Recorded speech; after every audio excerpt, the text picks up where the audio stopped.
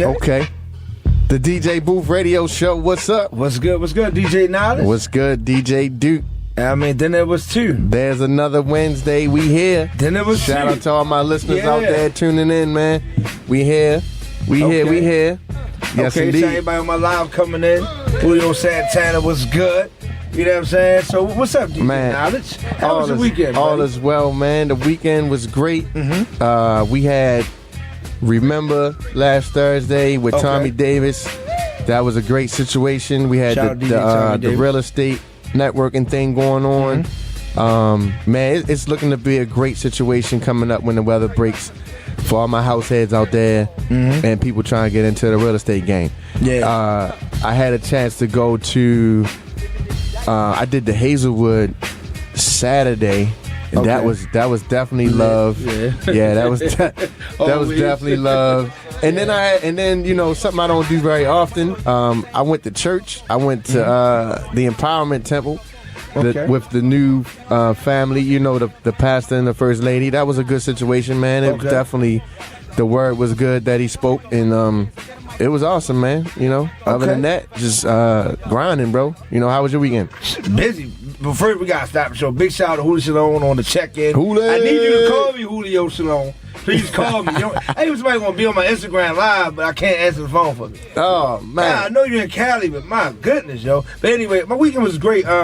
Saturday, had a comedy show. Shout out, I hate saying the Poppy part, but shout out to Poppy the Bear. Great comedy show at the Cellar. Yeah, how was that, man? Because I missed it. I had to work. No, it wasn't at Cellar. It was at Sully's. Sully's. Yeah, Sully's. It was I had dope. to work, man. How was it? Yeah, it was dope. It was nice. Good comedy show there. Some entertainment there. And then Sunday, you know, DC, take care of my business there. And Sunday night, came back, had a birthday party. And that was it. You know, I really chilled out. Okay, we got cool. a big weekend coming up. We'll talk about that later. But we got. Listen, y'all know we usually start the show off with a couple of different ways. But today, we're going to start the show off right. All right?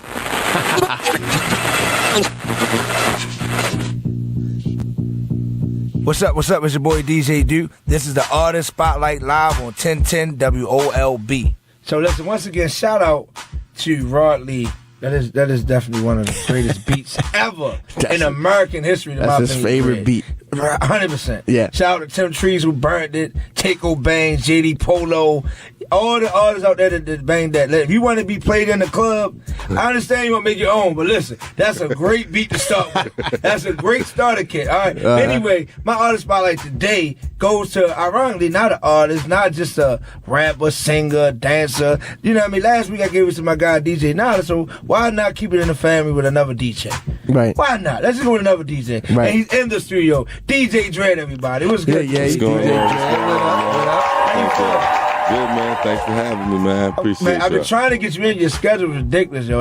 They call me, yo, dude, I'm sorry, yo. I got to go to New England today. I'm like, yo, what are you doing here, son? You got to go to New England. Yo. I thought it was New England? They won the Super Bowl. Yeah, they won the Super Bowl. That's what I'm saying. You know, we got to be where it's hot at, man, you know. If it's lit, we got to be there. Yeah, so what's going on with you, man? Like, let's go right into it.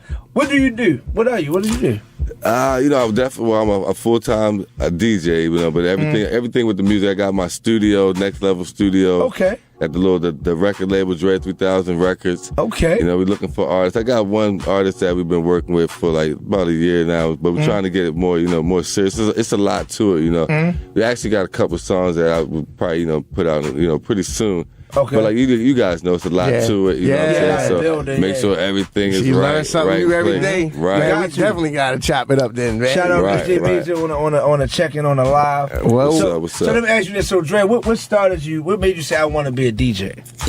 I gotta say, Jam Master Jay, man. Okay. That dude. So you go old school. You go back I was like, what, in '83? Jam Master Jay.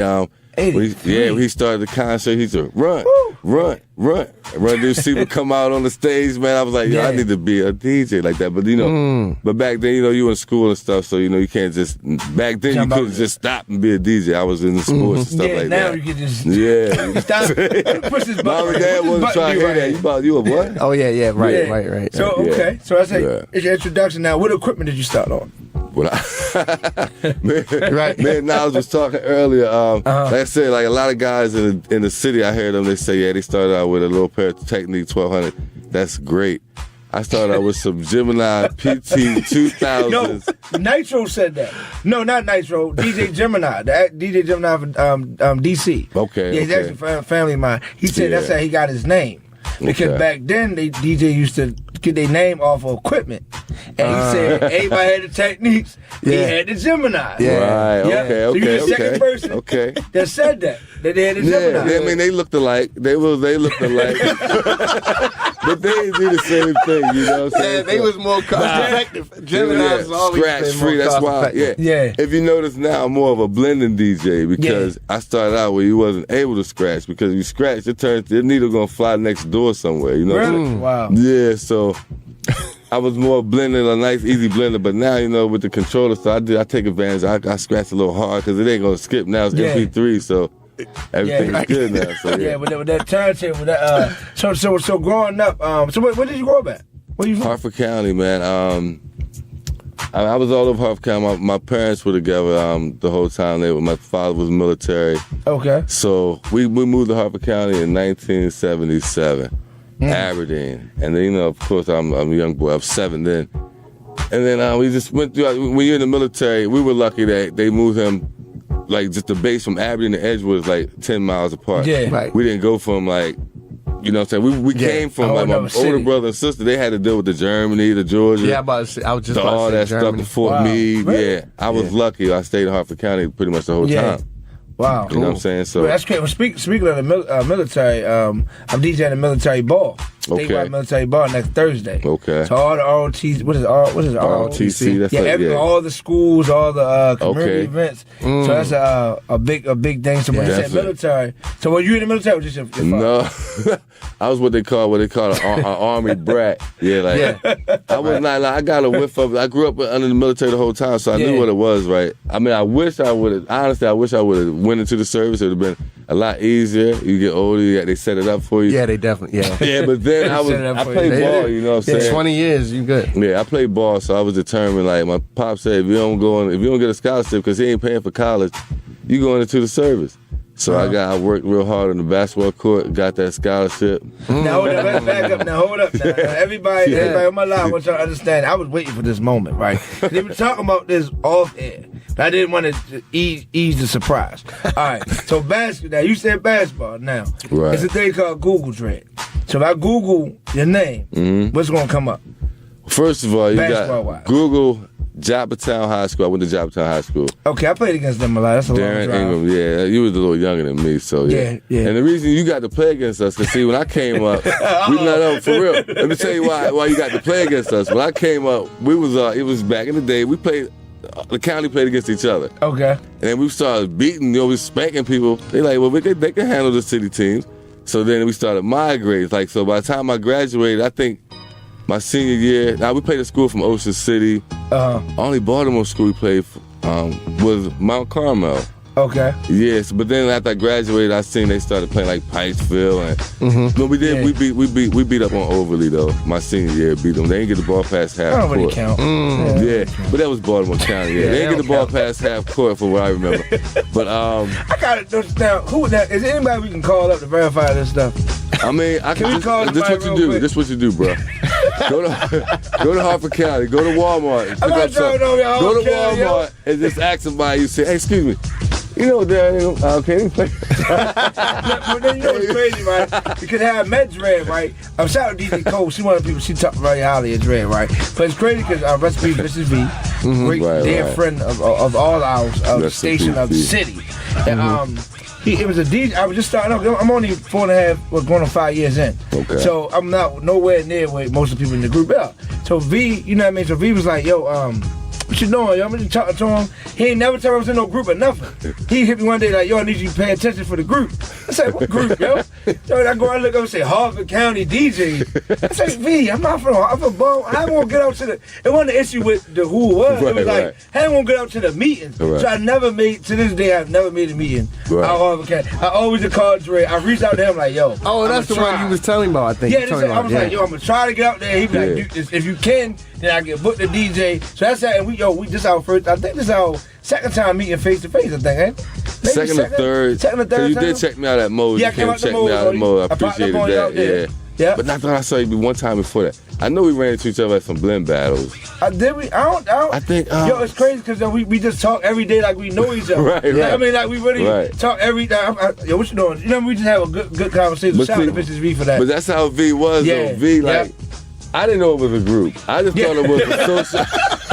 I thought it was a social media page. You know, I was an administrator. We gonna put this together. You know, like Baltimore got their thing. You know, other places got their thing. Yeah. Harford County, we need to do something. I'm here. I'm doing things. Let's do some Harford County DJ.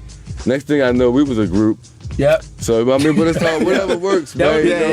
To bring it together, right? That was a big loss for the city. Yeah, because he definitely kept things in order. When I had issues myself coming up with some other DJs when I first started. I called V immediately the next morning. That DJ was on the phone. We worked it out. Right. To this day, everything is squad. You know what I'm saying? They could have went so far left. Exactly. So he was like the OG of the game. Real talk. And well, speaking of the blend battles, right? So when I watched Vicious V blend, and shout out DJ Foster, used to hold the camera and stuff like that. One of the blends I'm talking about. To me, that's a blend where you got 1200s. No computer, you know, just strictly vinyl. Right. And you're talking, even if you got the computer nowadays, but you're talking to the other DJ through the wax. That's crazy. He wasn't just, yo, I'm playing Lil Pump and then Lil Uzi Vert, or I'm going to blend Lil Pump with Marvin Gaye. Like, yo, if you know how to blend, that's not difficult. You know what I'm talking about? Yo, I'm going to find a spot in Marvin Gaye song, then I'm going to go to Lil Pump, a part that's talking a sentence to you. Saying V can do names and stuff. That was crazy. Crazy. Like, you talking that like was just crazy. Like back in the day, you had to put the tape on the record to mark your spot. Yeah, V was crazy with that. So when you hear battle now, is that ever gone? Are we gonna ever see battles like that, or is it gonna be all blend battles? It's gonna be all opinionated blend battles. Like, it's a matter like me. I consider myself a party DJ. So to me, my blends are simple because I'm gonna pick a beat and I'm gonna make a nice acapella and keep people dancing. So to get in the contest is kind of difficult for me because the process of thinking is way different. I'm thinking somewhere else, and these guys are thinking like, you know, you got a room full of DJs. They're looking for that song that nobody heard. Oh, how hard is that? You got 300 DJs in there. So now, when somebody come out and mix the Flintstones with Bobby Smurda, everybody's going crazy. But to me, that's not, I would never play that. Party, never, ever. Not even at a party, not even practicing. Like, I don't have no use for it. And that's just my opinion. I like that breakdown, though. You know what I'm saying? That's just my opinion. So I respect their opinion. You know, they looking for that different thing. And, like, I ain't got time for that, I guess. You know what I'm saying? Like, so take us. We got another special guest on the way, but take us through a typical DJ Dred week. What's a Monday morning to Sunday night? Monday is usually like I call it my mummy day. Like it's been a little light lately because you know you gotta get over the weekends. So I usually Monday, it's when I'm doing. Monday is like, you know, I guess I'll get up. Check my downloads. I'm in the nice record pool, so it comes to my email every day. So I download my music for the day. You know, I do CDs, the DVD stuff. If I have any mail outs or anything, I definitely do that on Monday. And then if I have a studio session, which is I've been chilling out lately with like booking artists. I use my studio for DJ Dred, doing my mixtapes. I do CDs, DVDs, so it's a lot of time I take. So I don't have a lot of time to work with artists like I would, you know, plan it at first. You know, so that's what I do on Monday. Tuesday, I have my Tuesday night gig. I'm at Moe's Seafood. Then Wednesday, I'm chilling. I've been going through different spots, like, cause when you commit yourself to a place every week, that's when they want to lowball you as a DJ. So if you say, you know, I'm coming here every Tuesday, every Wednesday. I've been at Moe's for 5 years because we have a good agreement. I was about to ask you. We have a great agreement with a promoter, and it's just been good there. So I stayed there, but I've been in and out of different places because they just want to lowball you on a dollar amount when you go there every week. So it's not, you don't. I never heard of a place where DJs go and you find out how much you getting paid. Like, where do they do that at? It's like, you know what I'm saying, we have our rate, you know what I'm saying? Like, we get paid, you know, we have our price. Well, I gotta say, people buy a fish stick tonight. Right. I can tell you. You know what I'm saying? And the problem with, you know, is pretty much a problem with going to a place on a regular basis, unless it's like a Friday night, or I don't like what they're doing at some of the bigger clubs. I definitely don't knock that, but the little bars and stuff like that one DJs every night, Yeah. They're gonna lowball you. They pretty much got a live jukebox. They got somebody that just got a computer and DJ, like, and then like they're gonna lowball you, and then they want you to bring people too. Yeah. So damn, that's how you feel, bro. And we've been DJing this long. It's like it's a no-win situation. And one of the worst things about DJing is when you're DJing and you feeling like, man, you shouldn't even be here.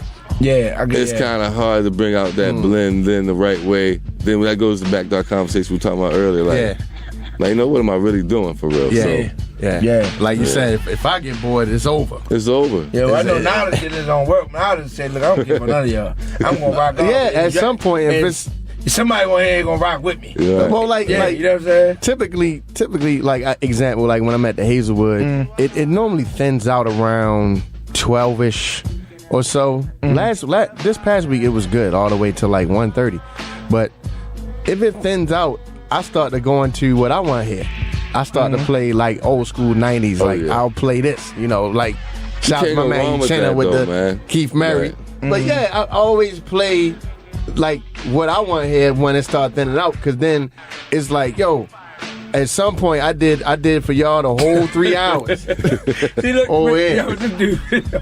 I mean, I don't care who paying me. I did you. No, but I'm not. But look, I'm not playing nothing out of order. I'm not playing nothing out of order. You know what I'm saying? Because the guy in the back will come from the front like, yo, I ain't hear that like 20 years. Yeah. Right. Like, he gonna yeah, man, what you want to drink, man? Right. Yeah, so I got you. But listen, right? So not only we got DJ Dred in the studio, we got another superstar in the mix in the studio.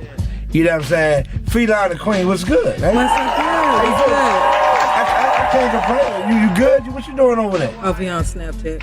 Okay, talk to the mic for me so the people can hear you. So let me ask you, what do you do? Well, I'm a rapper and I'm a black activist. I use a lot of my rap to speak, to the people. Now, how are people? Well, before I ask, I can ask that, how are people receptive to you speaking? I get, like you said, with the truth through your music. Actually, I got a lot of, drawback. A lot of people didn't want to hear my message, but I believe with a lot of things that's coming up with a lot of the police assaults on black people and a lot of things that we have going on in our community, people are ready to listen to what I have to say. They're embracing what I have to say. So actually using the black activist and rapping at the same time is kind of pushing everything along. People see what I'm about and they're ready to support that. Okay, now hear your accent. Now where you from? Louisiana, Georgia? I'm from Tennessee. Tennessee? Yes. Tennessee. Chattanooga, Tennessee. That's the big city down there? It's pretty big. It's close to Atlanta, about 30 minutes away from Atlanta. So we kind of get a lot of entrepreneurs that come from there. Now Tennessee, that's the music capital? Nashville. That's Nashville. Nashville. Yeah. Still?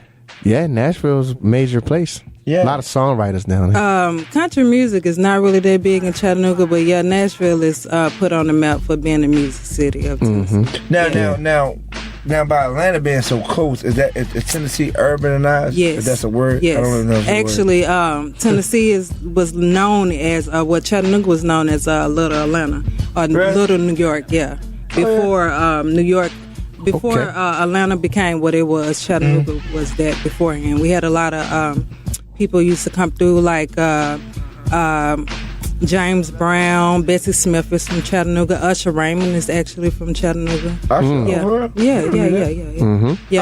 Well, have root of mine. DJ Dred, this is Feline the Queen. Feline the Queen is DJ Dred. What's up with you? Nice I'm sorry.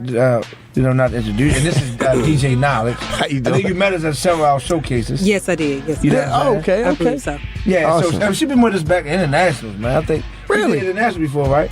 No. Was it Truth? Truth? Truth or Truth, Edison Lamb. Yes. Yeah, she did come out shows. Okay. Yeah, a couple shows there. What inspired you to rap? When I was coming up, I was listening to a lot of male rappers. I listened to a lot of T.I., Pastor Troy, and just a lot of the down south rappers, Master P. And when Master P had Mia X on, True, it kind of inspired me to see that, some females can rap, and they can spit hard. They don't have to be, at the time, Lil' Kim and Foxy Brown was out, and, it was kind of like over-sexualized, whatever, and I didn't want to go that route. Mia X inspired me to say that women can speak and they can be strong. And, you know, she was battling against a lot of stereotypes.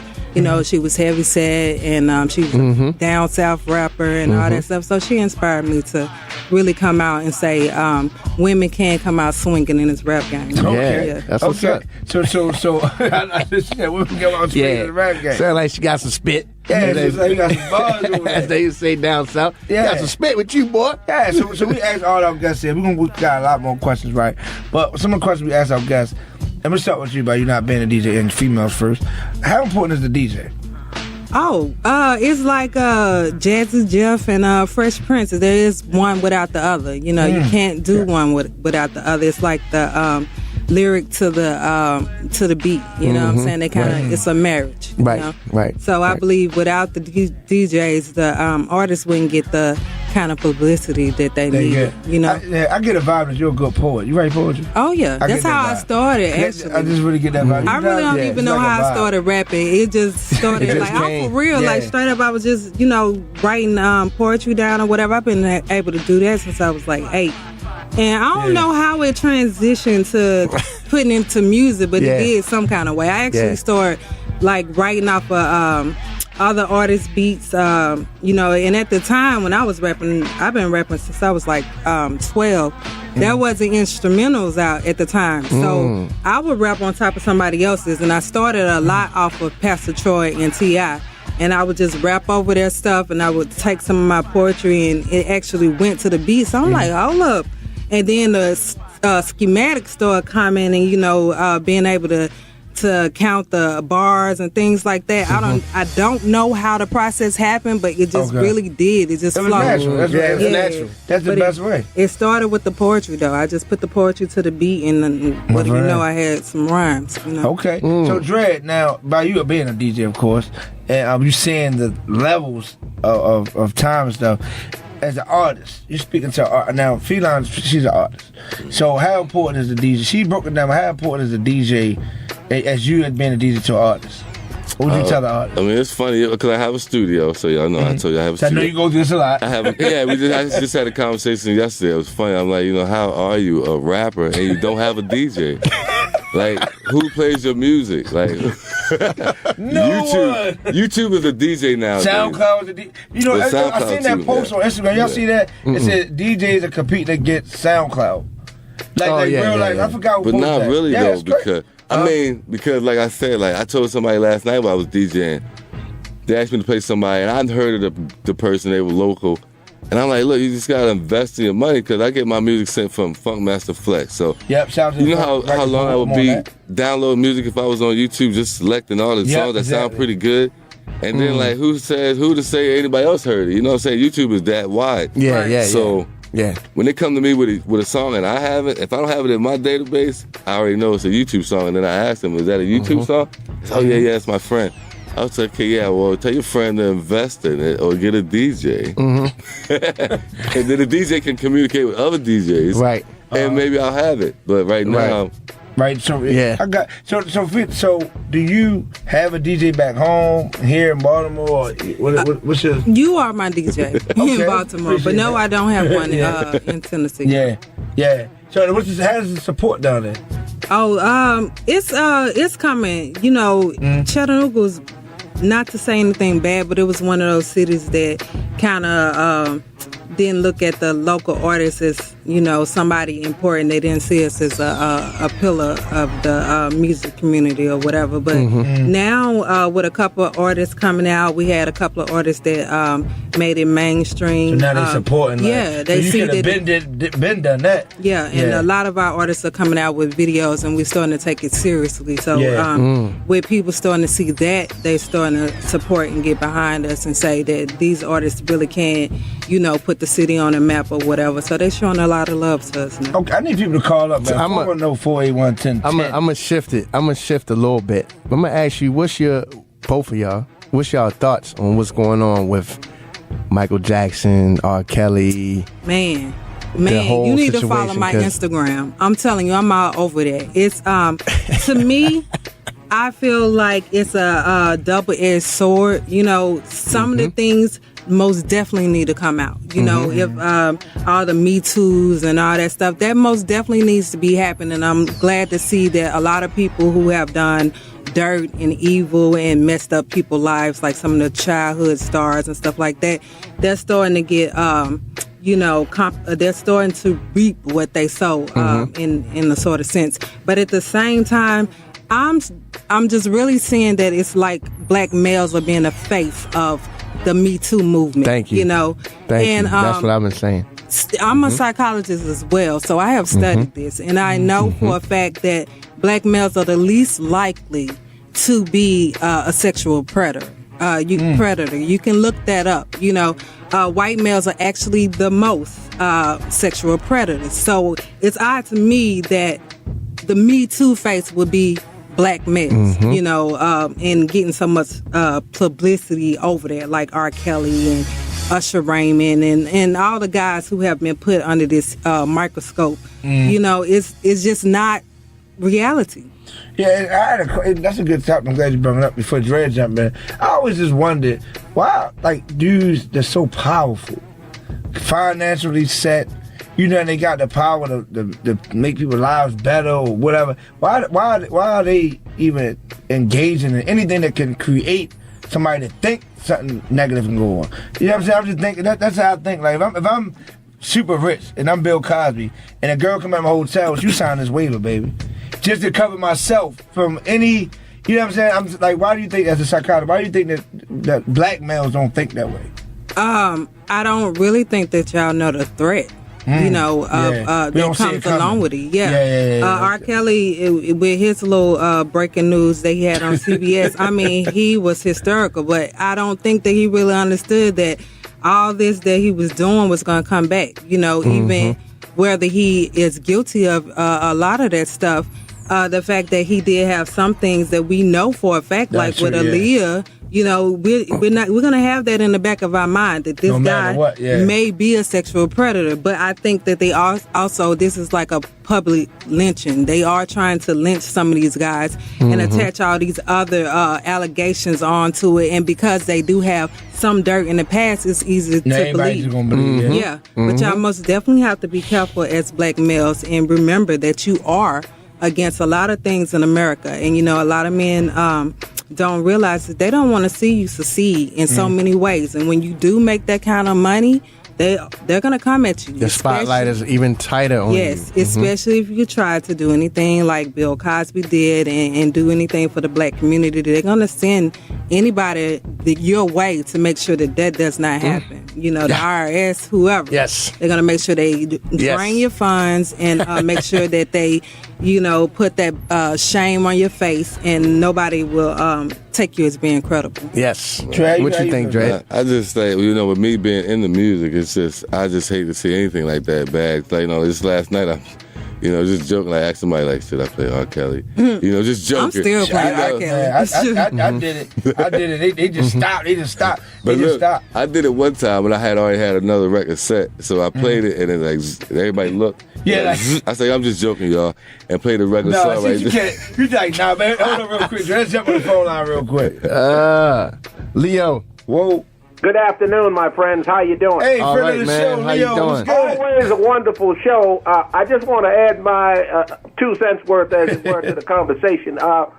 It seems to me that if you're a black male in particular, and you do something wrong, even if you are wrong, it's going to be magnified 1,000 times more in the media. I mean, that's the plan. The plan is to destroy the black male image. Yes. And what is that about? In my opinion, it's about institutional racism in this society. Yes. That's not to say that I think that a black man who violates the law or who's a sexual deviant or whatever shouldn't be prosecuted if it's prosecutable.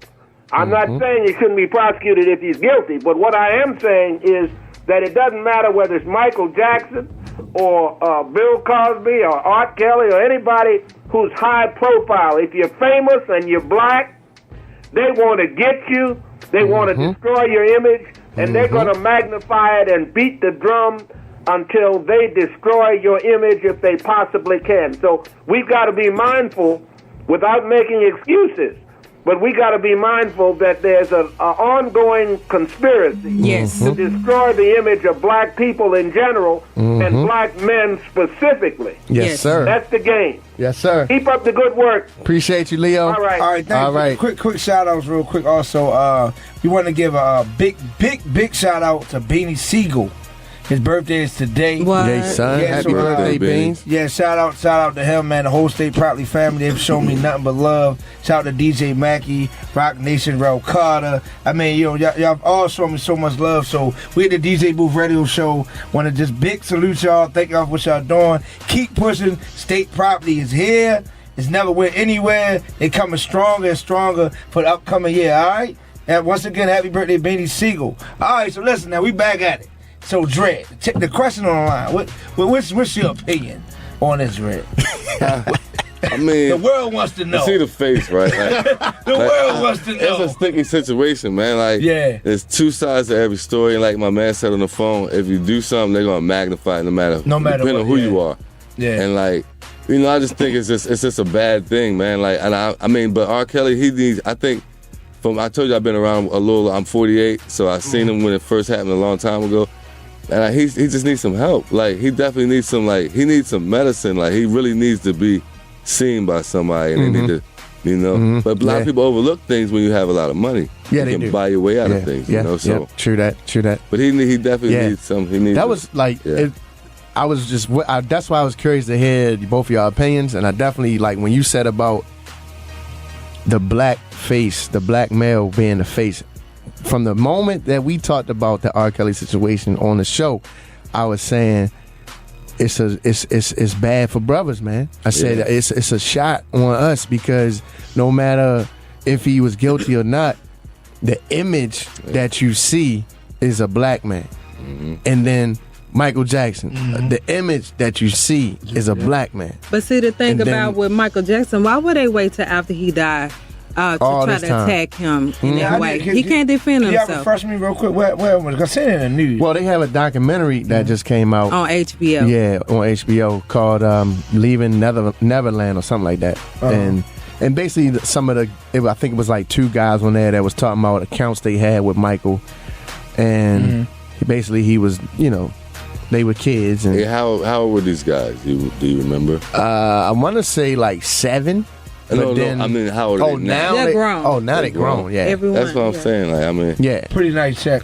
And then, but see, one of them, I'm just going. I don't know all the details yet, but for one of them was saying, first he was against them bashing Michael about the accusations or whatever. Right? He said it didn't happen, but now he's saying it happened, and all this other. It's just like it just looks like a setup. That's the direction this world's going in. The more uproar you can cause on social media, some people think that put them in a better place. Yeah, you know? So that, and then but let's talk about some of these white males who have, like, what's his name, Croft, the guy over the Patriots. Robert Kraft. Robert Kraft. I mean. Right. So why are these guys who are, the things that they're doing is detrimental. Now, not to take anything away from what maybe R. Kelly might have done or been accused of, but this guy is accused of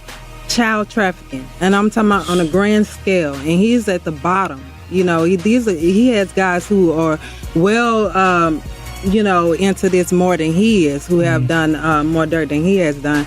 And you better hear about it. When you look up when you look up anything about these guys, you're gonna see R. Kelly pop up first. About these predators. You're gonna see Bill Cosby pop up. You're gonna see the mug shots.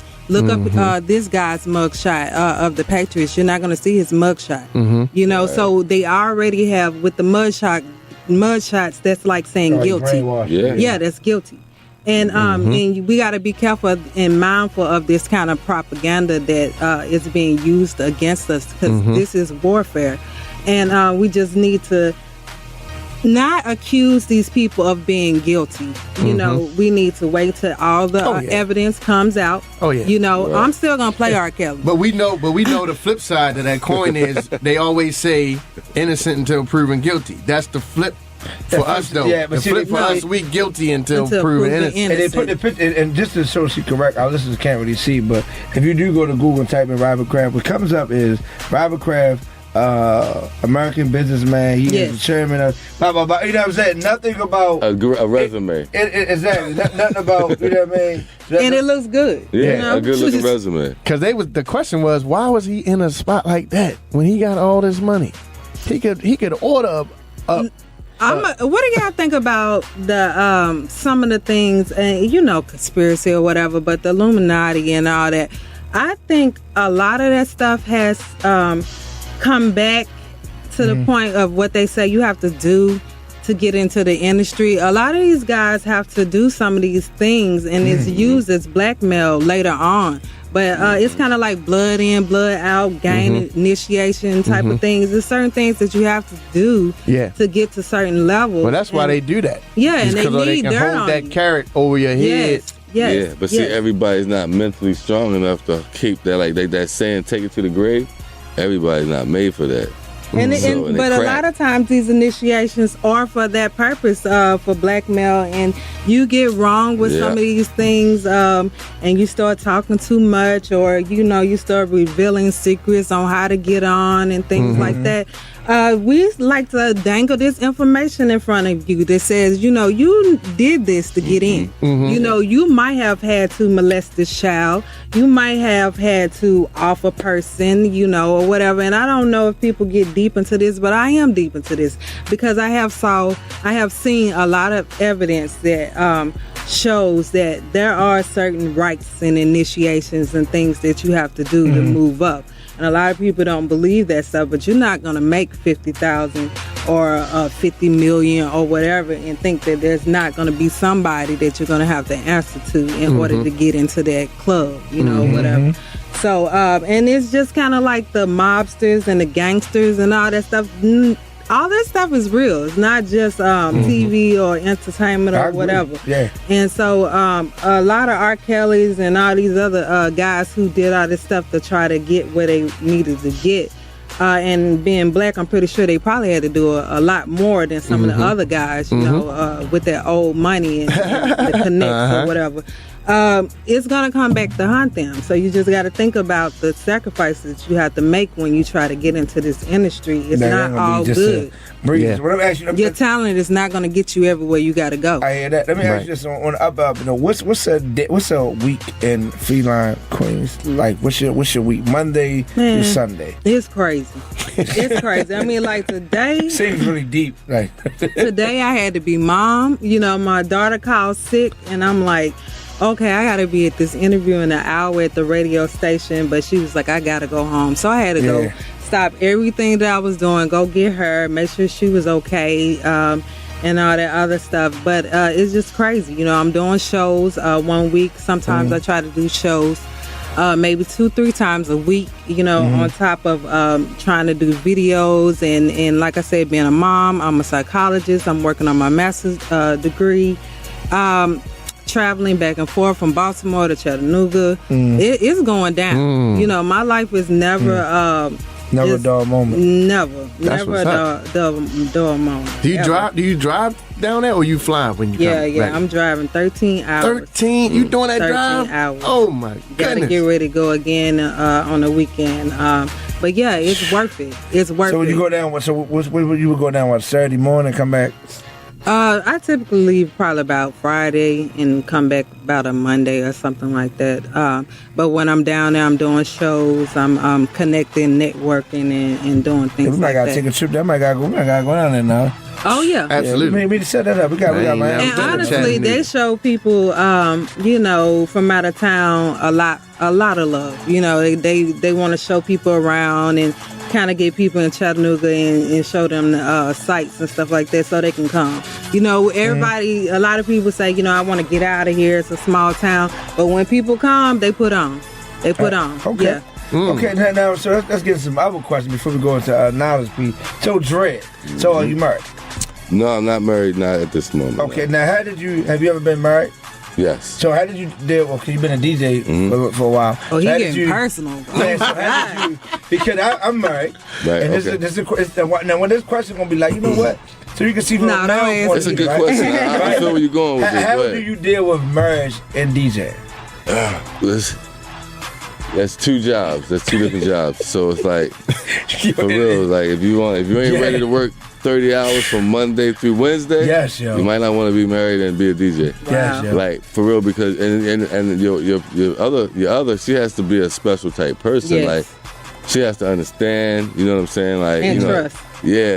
It's a lot as a DJ. You know, you're dealing with a lot of people coming to you, a lot of phone numbers. You know, people book you. Sometimes people fake book you. Sometimes Yeah, people, they wanna talk to you, They want to like- make sure they got you on hold. Yeah, So yeah. there's a lot of phone numbers and phone interaction and stuff Yeah. like that. So and people all times of the night. Like me, I made a mistake before. You know, I'm a DJ. I get off 2:00 in the morning. Let me return this car back quick. Like, oh, bro, it's 2:30 now. Yeah, like, yeah. This person, you know, might not, you know, but that's me. I stop myself. Everybody don't stop themselves. So you might get calls 3, 4, 5 in the morning or something. You know. You got now. How do you separate? Because I just had an issue. I didn't even tell you this now. I was at the office for I had to sign some contract for a wedding Saturday. So I'm there. It's supposed to have been, no disrespect to her if she's listening. I hope not to pride, but it's supposed to have been at 11. 11 turned to 12. Then we said okay, That 1. happens. Then she said I'm so NBA. She got there at 2:39. My wife is in the car with my children waiting on me. So do you take your wife or your girlfriend or significant other when you're out DJing, whether you take your contracts, you just want to see a venue, setting up sound, anything? You try to keep that separate or? Yeah, I definitely do. And like sometimes some people take it the wrong way. It's like sometimes people might get the idea like, well, this dude don't even care about my business. But it's not even that. Yeah, it's like, you know, like in that man. case, if that would have been me, I would have called and said, look, we got to reschedule. And then nowadays, you know, I do Cash App a lot. So I say, you know, you can send me the money. I'll email you a contract. I tried that. We don't have to meet. You know what I'm saying? I tried. She was like, what we gotta meet? Yeah. Well, she got to be on time, man. Yeah. You know, because people you cannot get that 20 minutes of your time back. It's never coming back. You hear that? You know what I'm saying? So how you deal with relationships? I'm not going to ask you if you're in one, but if you was in a relationship in the past, how did you deal with that, with the music, with being a psychology major, mom? Like, how do you... Honestly, I've been single for 5 years, so I haven't had to deal with that. That's part of the reason why I've been single. Okay. I honestly, not trying to be funny, not to throw a dig at the male species, but they slow me down. I noticed that I focus more on my relationship than I do my goals. So I haven't figured out exactly how to balance the two. So I just kind of stay in my lane and just focus on my career right now. I want to say I salute you for being honest and saying that, because a lot of times, and that's not just that's just not for the female. You know, it goes both ways, because as a male dealing with a female, depending on where she's at or whatever she got going on, it slows us down. Right. You know, because you putting too much time into what's not going to benefit you in your business and your growth. You know what I mean? So I totally understand. Right. I'm the type of person, I really don't like taking the person I'm dealing with me on a gig or a job, depending on if I'm doing a family reunion, maybe. You know what I'm saying? Something like that, but I don't like it because I'm in work mode. And that goes back to what I was saying earlier. It takes a special type person. Yeah. You know what I'm saying? Like, I'll do it sometimes just because I already know when I go to my gig, I'm just going to get the pay, do my job, I'm out of there. I'm not worried about who's in the crowd. So I can take my friend with me, because that sometimes it'll ease the moment. You know what I'm saying? Yeah. Like, you know, she got to understand sometimes, like, I don't like, on the way back, we're not listening to no radio, because I done played every song under the sun. Yeah. She got to just understand where I'm coming from, and that's where it gets difficult. Yeah, that's where it definitely Do you gets think difficult. that? But I think that, and this is a question for the table. When I take my wife, when I bring my wife out, it seems like women are even more disrespectful. And guys are already disrespectful from the beginning. Now, even I might want to say the club. I'm DJ at this club. I've been at this club for 3 years, yo. So the dude, you know who my wife is, 100%. So he comes. So she's in the booth one night. You know, while I'm DJing, he's just standing there staring at my wife like I'm not right there. I'm like, yo, you know, it's my wife, yo. That mean you got a trophy then? Yeah, I do. Yeah, but I'm you just got a trophy. But I know he. That's why he laughing, because he always say I'm so jealous. I'm not. I'm just saying. I didn't say anything. Some things are just like, yo. But that's not Man, even take that jealous. as- though. That's not Some things like, That's yo, not- come on, that's yo. Like, what are you disrespectful, doing? yeah. What are we Take that doing? as a compliment, man. See, but that's why I'm glad we got a woman. Why would I take it as a compliment? Because you have a trophy. You got something that every man trying to grab. It. Glance. Yeah, what's wrong with that? Feline, but he's staring. It's 2019. That stare can go from a stare to a. You know what I'm saying? Yeah, you don't know what these people mind. Like, so you got to kind of see where his head is at. And this security guard, I just wish I could say his name. I tell you off air. He has that look, that creepy look. Like, yo, if I see him look at my child, I'll be like, yo, like, what's up? Like, you know what I'm saying? But it's just, I'm just using an example. When I see my white place, like women get more disrespectful. Oh yeah. I had one time a girl actually asked. I had Miss Virgo filming. She does our camera work in the Radio 1 and stuff. She was filming at the club I was at, and the girl just came over like, that's your boyfriend? What? Like what? Like what? How you do that? At the time, with my wife, this girl just be disrespectful, man. Girl sent me a napkin with a number on it. Like my wife was saying, it's just disrespectful. It would, like he said, take two strong individuals to know how to deal with people in this industry. But honestly, that's what I'll probably be single until I find somebody who can understand what I have to do. And I think it's probably even harder for a female because some guys are still traditional and think that the woman should be at home raising the kids and all that other stuff. I'm from the South. A lot of men still think women's supposed to be barefooted. We can talk about this for an hour. Having children. I got stuff for this one. I got. They haven't fully embraced the independent. Now, I wouldn't say black you gotta woman be yet. home, take care of the baby. Somebody got to chill. But see, if I'm out working, somebody got to chill. I got a whole. I don't know. I feel too. Give me a 5-minute version. I feel like the woman should be able to. She have to be able to do both because I still feel like it's the woman's job to take care of home. I can see that.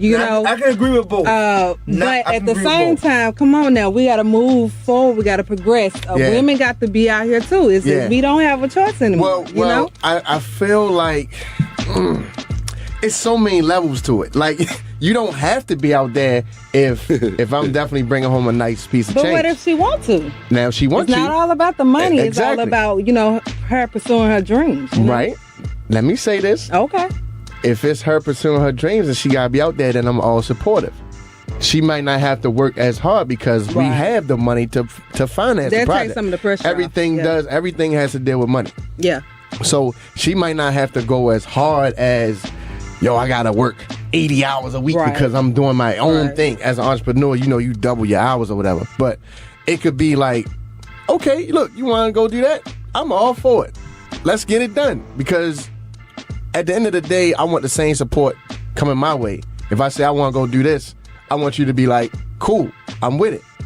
And I think that's where we had to. Excuse me. What do you mean when she says I'm with it? What does that mean? Like no, like I'm with it. Like I'm supportive of you. I got your back. You want to go out and build this record label. I know it's going to take for you to be in the studio long hours. I know it's going to take for you to develop this and to develop that until you're able to see some type of progress from it. And then the same thing on her side. She's like, look, I want to go on a book tour, or I want to develop a record label. So go on a book tour. What would you say? Cool. And then I'm with it. So you with it? You mean so? That's what I'm trying to ask. I'm trying to figure out. When you say I'm with it, meaning that you have my support. Does that mean you're going with her? No, that means you have my support. Because some people will get it twisted. Because see, like what happens, like let's say, like as a DJ, you can get like a nice size gig out of town. But then you take your significant other with you. Now it's a vacation, and you done spent the money that you made. No. So that's not really with it. I'm with it. I'm saying I'm with it. Like go. Yeah. See ya. Yeah, I'm with that. Yeah. Like see ya. Do what you need to do. Call me. Let's stay in tune. That makes sense. Let's stay in tune with what's going on. You know what I'm saying? And, kind of like the piggyback what Duke said. Like somebody got to chill. It's kind of like you can't be at the same place and accomplishing a lot. If you're on opposite ends, it's you can accomplish more. You have to move independently. Right. Come together at the same time. At the end, as long as you got that vision, that plan to meet at the end, it's good. Exactly. Yeah. But look, can I Yeah, it's your boy DJ Niledge. We getting ready to go into this positive word of the day. Tune in. Hey, I knew I wasn't the only one. Go ahead. I knew I wasn't the only one that Scooby-Doo music. Oh, that's Most Def, man. How you gonna hate on Most Def, man? I'm not hating on Scooby-Doo. I'm just saying Scooby-Doo. That was groovy, baby. Say it again. Say it again. Okay. Man. Well, what you think, Dred? It's different. I mean, you can win a contest.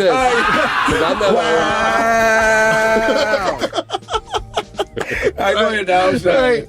Oh man. So listen, I'm having so much fun here with these young lady and the fellas. But it's funny that we touched on a topic that I was actually thinking about today, and I was like, man, we gotta protect ourselves out here, and I think we need to start being smarter, not just looking at the here and now. We gotta start working on our end game, man, because this is a chess match, right? And you know, the brother out in that got killed, another brother that got killed out in Sacramento in his grandparent backyard, whatever. The police got off, so that's another situation where we just getting murdered and there's no justice.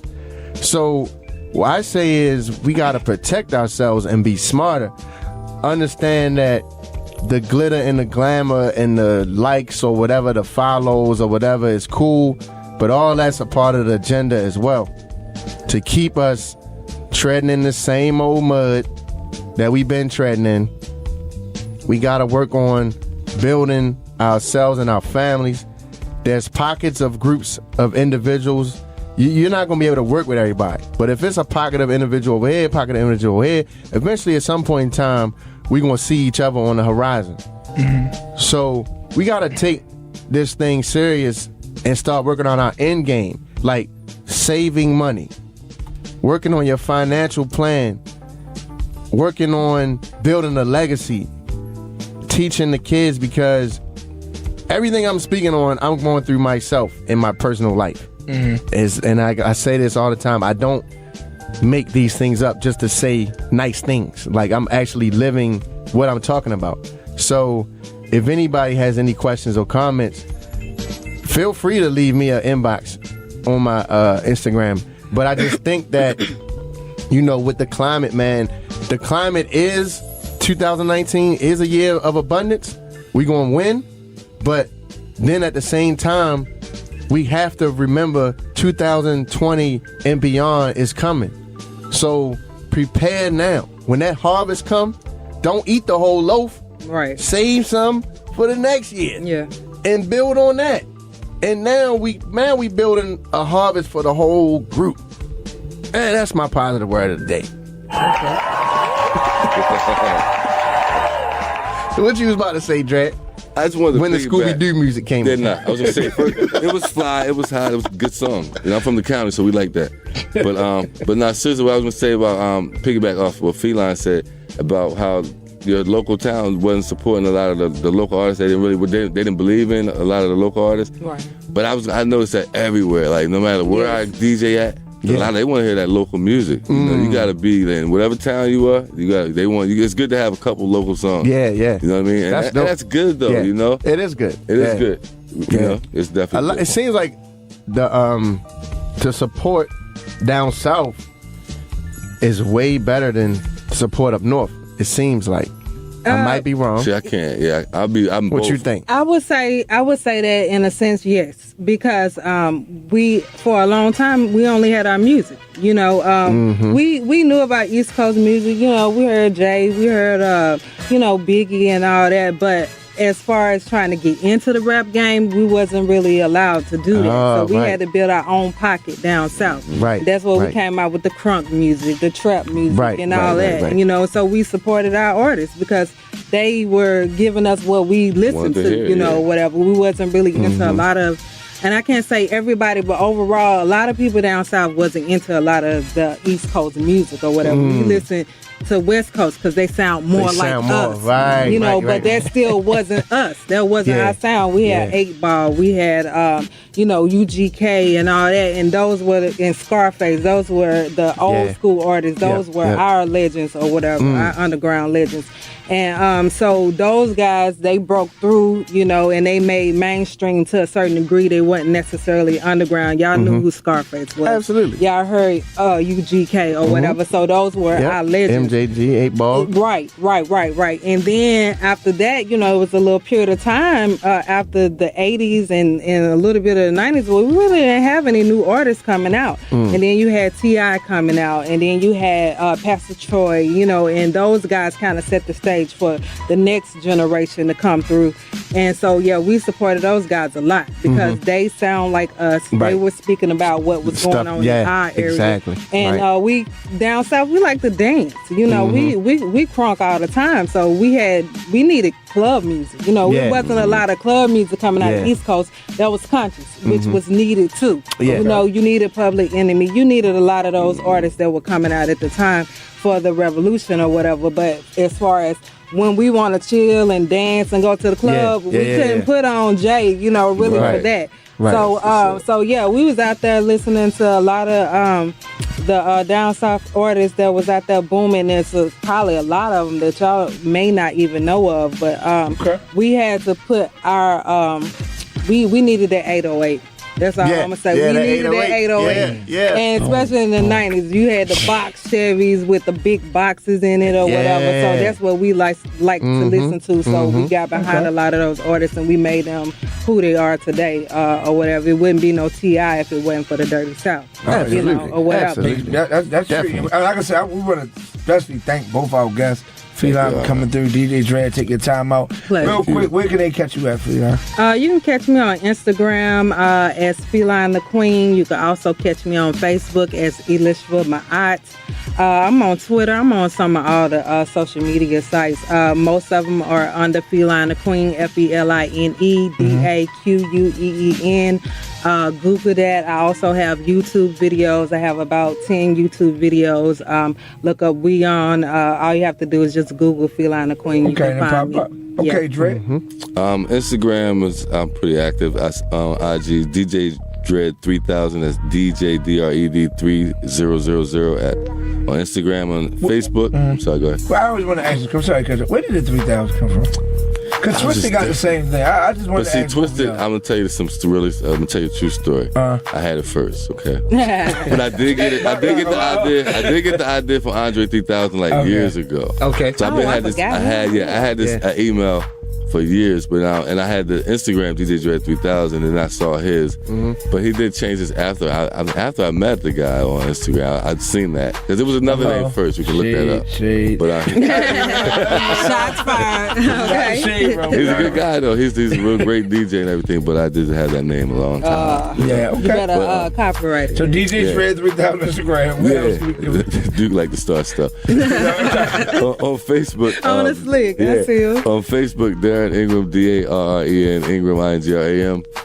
I'm doing a lot of live videos and stuff on there.